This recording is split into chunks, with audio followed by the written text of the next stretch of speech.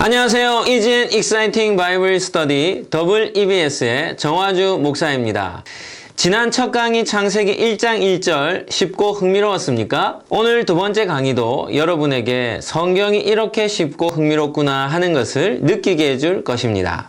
EBS를 통해 하나님을 더 알아가고 여러분의 신앙이 더 성장하기를 예수님 이름으로 축복합니다. 그럼 두 번째 강의 창세기 1장 2절 로고송과 함께 힘차게 출발하겠습니다. 성경이 어려울 땐 EBS, 성경이 지루할 땐 EBS. 창세기 1장 2절 본문을 함께 읽겠습니다. 땅이 혼돈하고 공허하며 흑암이 깊음 위에 있고 하나님의 영은 수면 위에 운행하시니라. 첫째, 창조의 출발점. 창세기 1장 1절과 2절은 천지 창조의 서론에 해당합니다.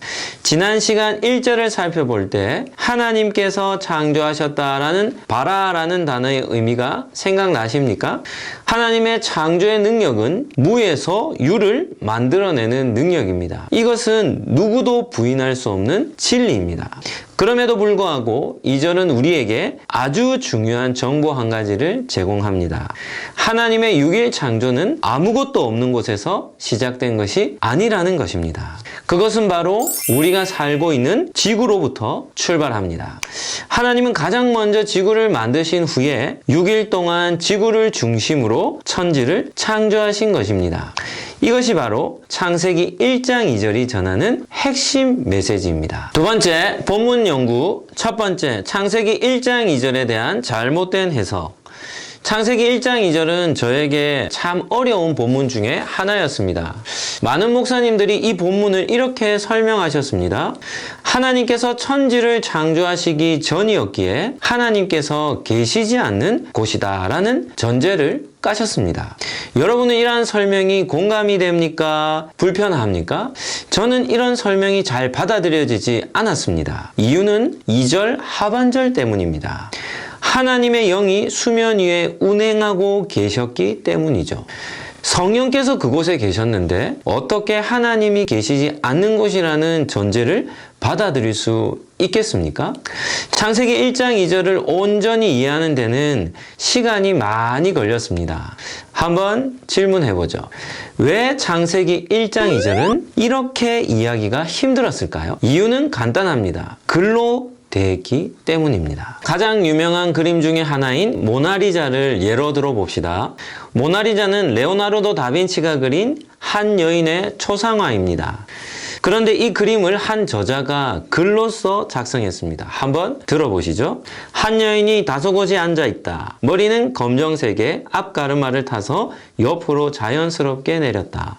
이 초상화에는 눈썹이 없는 것이 특징이다. 이 여인은 웃는 것도 아니고 웃지 않는 것도 아닌 신비스러운 표정을 짓고 있다. 이렇게 그림을 눈으로 보지 않은 채 글로 된 설명으로 대한다면 대부분의 사람들이 잘못된 이미지를, 심지어는 틀린 이미지를 갖게 될 것입니다. 마찬가지입니다. 우리가 가진 성경에는 글로서 충분히 이해되는 부분도 있지만 반드시 보아야 한 본문도 있습니다.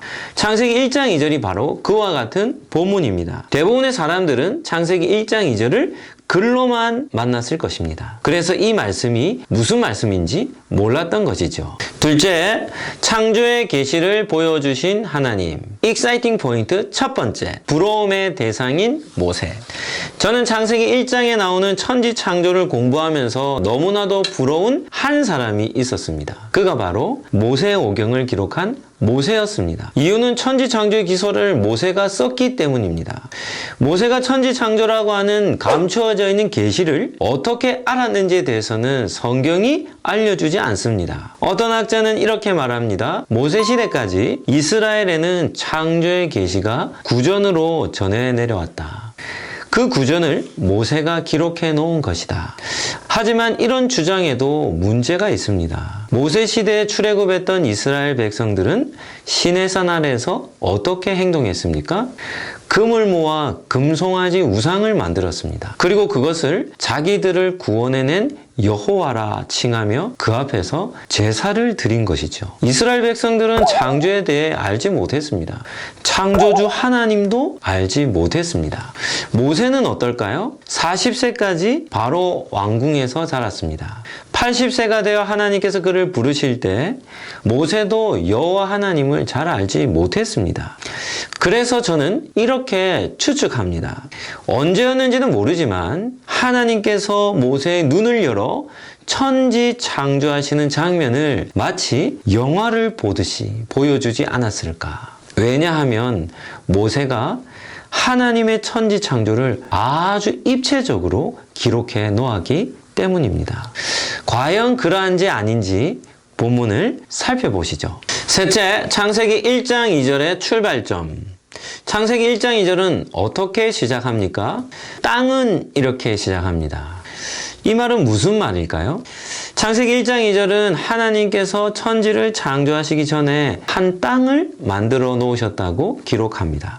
제가 앞에서 하나님의 천지 창조는 무에서 유로의 초자연적인 능력이라고 말씀드렸지만 아무것도 없는 것에서 천지 창조가 시작된 것이 아니라고 했던 이유가 바로 여기에 있습니다. 이 땅이 바로 우리가 살고 있는 지구입니다. 넷째, 땅에 대한 두 가지 설명. 2절은 땅에 대해서 두 가지로 설명합니다. 첫째는 땅의 상태입니다. 2절은 땅의 상태를 세 가지로 설명하죠. 그 땅은 질서가 잡히지 않은 혼돈의 상태였고 아무것도 채워지지 않은 텅 빈 공허한 상태였고 어떤 것도 볼 수 없을 정도로 깜깜한 상태였습니다. 둘째, 땅의 모습입니다. 대부분은 땅의 상태만 이해합니다. 하지만 2절은 또 한 가지 중요한 정보를 제공합니다. 그것은 땅의 모습입니다.